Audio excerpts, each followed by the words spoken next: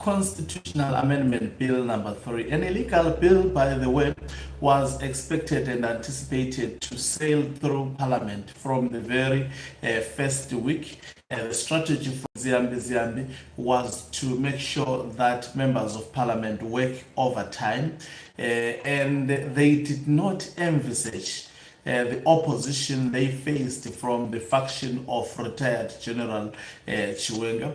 We saw on the day the first sitting was scheduled to take place.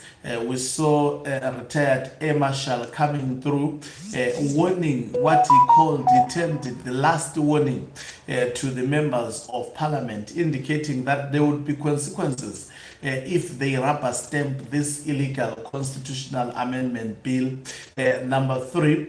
As if that was not enough, we also saw Knox Chivero coming in and confronting directly Emerson Mnangagwa that the matter is now in their hands, and advising the people of Zimbabwe to wait for the signal, and also indicating to the members of Parliament that what Muchena said, take it seriously. We have seen also retired Lieutenant, that is Winston, also coming through and giving similar warnings. A lot of incidences have happened. Greetings and welcome to your lovely channel, the Hlonipani Global News. If you're watching us for the very first time, please do remember to press the red or black subscribe button so that next time when we beam live, you become the very first one to watch us. So there is a sigh of relief for the people of Zimbabwe, because the debate for the illegal Constitutional Amendment Bill number 3 of 2026 has been postponed. So today the debates won't be going on, which means they won't be voting. Yesterday it was suspected that voting will take place, but it did not happen. But we know that members of Parliament have been graced with 10,000 US dollars to actually rubber stamp this illegal constitutional amendment bill number 3. As I always keep saying, that there are a lot of actually pressures, particularly on Emerson Mnangagwa, that are done behind the scenes. We may not be privy of that, and this has necessitated the delay of the voting of this illegal bill. The more it delays, the more pressure becomes to Emerson Mnangagwa and those who are supporting him. And definitely they are not doing these delays because they want to, but it is because of what is happening. According to the state media, it says, that is ZBC News Online, it says CAB3 debate adjourned to next week. Debate on the Constitutional Amendment number 3 bill has been adjourned to Tuesday next week. The National Assembly heard contributions from legislators today, with the majority of members of Parliament expressing support for the proposed amendment. So we know that is a lie. This bill is not enjoying overwhelming majority, especially from the people of Zimbabwe. And we know Mnangagwa, how he manipulated that parliament through Sengezo Chabangu to gain the 2/3 majority. And what dramatic events have necessitated this delay? It has now been delayed 2 weeks, and we wait to see what will happen. Also on Monday, are they going to vote for this bill, as we're told yesterday, that this is what the members of Parliament would be doing? At one point, the state media signals that CAB3 is a done deal. At one point, they signal that they are not afraid of a referendum. It remains to be seen, but what I can actually assure you is that there is a lot of things that are going on. But the very first time the bill was introduced to Parliament, members of Parliament, some of them, they received bullet threats, and they did not hide that information, especially when Ziambi, when he was doing the first reading, he asked them to work overtime. They did not hide that they were receiving death threats, messages, which necessitated the parliamentary sitting that was supposed to go on more than the normal working time. Those proceedings being postponed, and the parliament being quickly adjourned, and also this early adjournment of today's parliament also leaves a lot of questions. Remember, this is Zimbabwe. Sometimes for information to reach our ears, it takes time, but there is a lot of pressure that is put on this regime because this bill is not supported by the institution that matters in the Zimbabwean politics, and that is the Zimbabwe Defense Forces. So in Zimbabwe, again, you cannot give someone bullets. It will be easier to trace you, especially if you are not a trained personality or an institution that exists in Zimbabwe, which is powerful. I can attest to you that the members of parliament knows where the bullets are coming from, just like also those who do not support the constitutional amendment bill number 3, and some who have taken the matter to the courts. They received similar information asking them to withdraw the bill. If ZANU-PF was dealing maybe with just an opposition political party, it could have been done within a week. But remember, this fight, apart from being a people fight, but it is also a fight that involves the military, retired military generals, the war veterans. These are fundamental members of the deep state in Zimbabwe. When you see them standing up, speaking out, and also not only speaking out, but also giving clear and unambiguous warnings, you ignore these individuals at your own peril.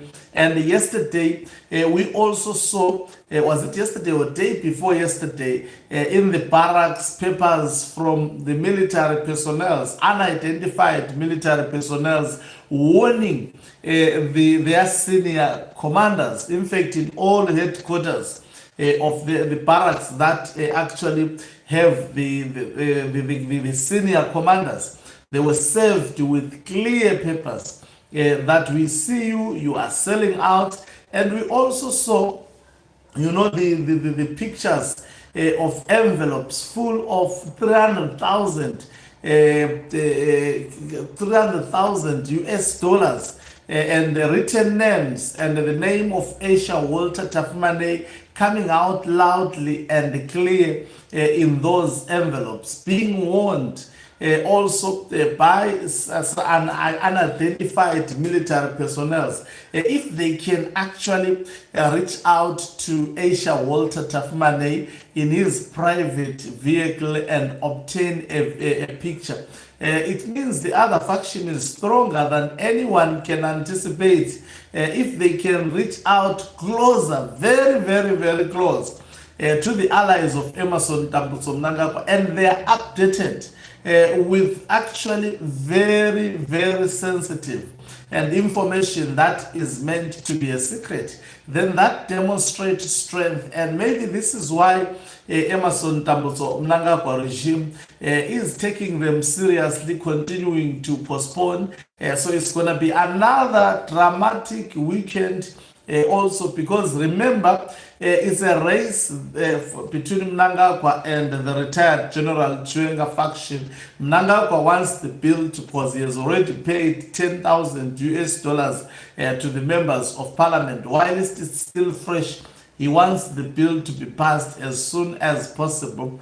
Equally so, the other faction is working day and night to try and discourage and most probably stop Emmerson Mnangagwa. Yesterday when we waked up, we thought it's a done deal. We are going to see them voting and the bill sailing through, but it appears it hasn't been as smooth week as possible for Emerson Tambo. So Mnangagwa, there is a lot at stake. It's not just as simple as he thought. His ambitions are not yet quenched, and that is why the sitting has been postponed. That on its own tells you that the current political environment, as well as the current political situation, is definitely not favorable for the regime. If everything was clear, this bill could have been passed the very first week, because they had modalities. Members of parliament were pampered with money. They budget to actually encourage them to be waking up in the morning to go and debate as fast as possible and actually vote for this bill.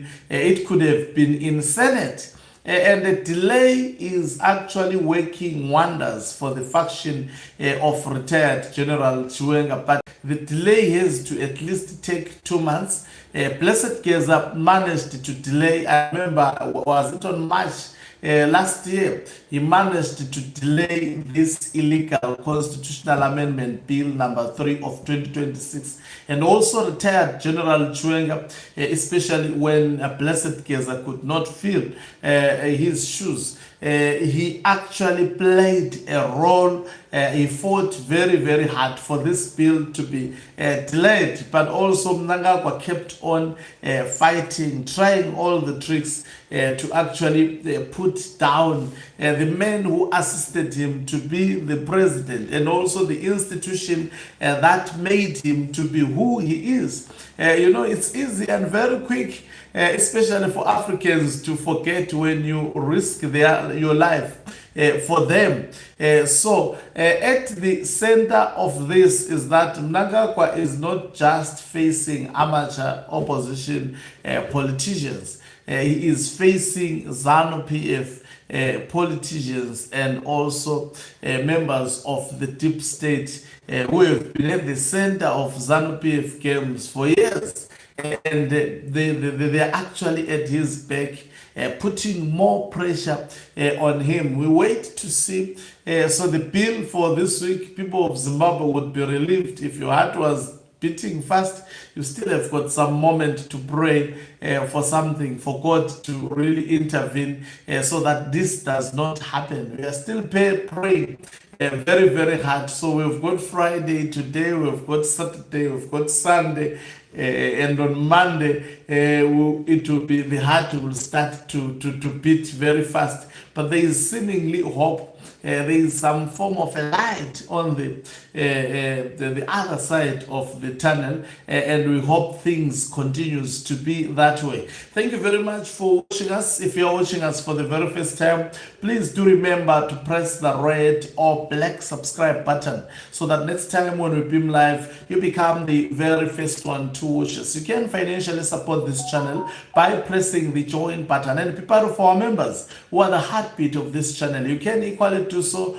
by pressing the thanks button and send us stars. Mnangagwa is signing off. Let me